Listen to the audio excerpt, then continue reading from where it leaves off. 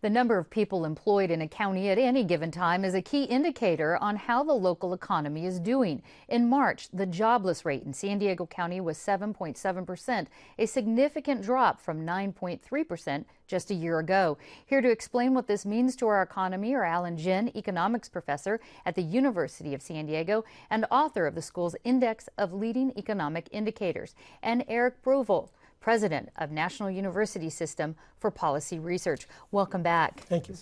Alan, how many jobs are we talking about here in the past year? Well, if you compare March of this year to March of last year, we've added more than 32,000 jobs. So that's a great number. That's the highest number we've had since 2000. And what kind of jobs are we talking about? It's a broad-based recovery, but some of the strongest sectors include leisure and hospitality, particularly restaurants that have been doing well.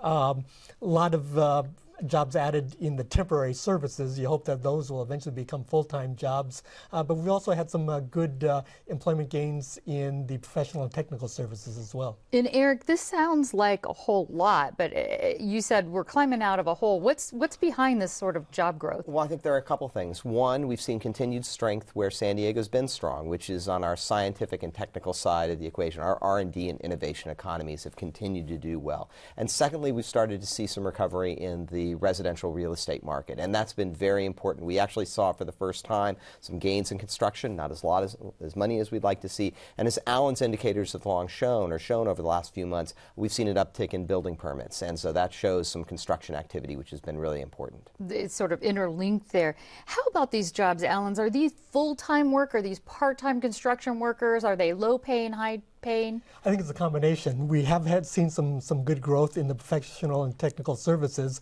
and that's good. Those tend to be high-paying jobs. But we have added a lot of jobs in the lower-paying sectors. Don't want to denigrate anybody in those sectors, but a lot of jobs in restaurant employment, temporary services. That's a little bit of a worry because you'd like to see more job growth in what would be considered the middle-class sectors. Do you think that we will see that growth in the near future? I think we'll see some growth, but there might have been a shift in terms of the structure of the economy, which doesn't bode particularly well, and so that's going to be one of the challenges in the years ahead.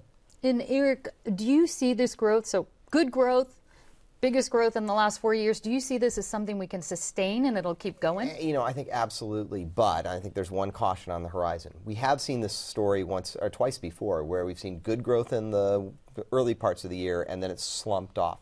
As long as we don't have sort of manufactured crises coming out of Washington, Sacramento, Europe, I think that consumer confidence will stay strong and we'll see this growth continue. And hopefully for the end of the year, we'll add over 30,000 jobs to the economy here in San Diego. So as long as people in Washington don't panic, we might be able to sustain this. As long as the adults are in control, I think we're going to be in good shape. All right, Alan, what about sequestration? Because that's something that's happening now. We're going to feel the effects of that. Will that impact this? That's a concern here in San Diego because we are dependent, maybe more than other metropolitan areas, on government spending, not only our defense, but scientific research, things like that. I think what that'll do is it'll slow our recovery. We'd add more jobs, but it won't derail it.